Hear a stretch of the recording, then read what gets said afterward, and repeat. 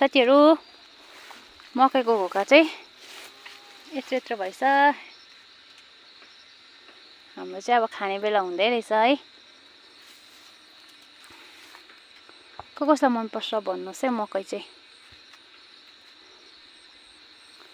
कन हामी चाहिँ घाँस काट्न आएको खासमा चाहिँ उपर छ ढोको मकै पनि यत्रो यत्रो भएछ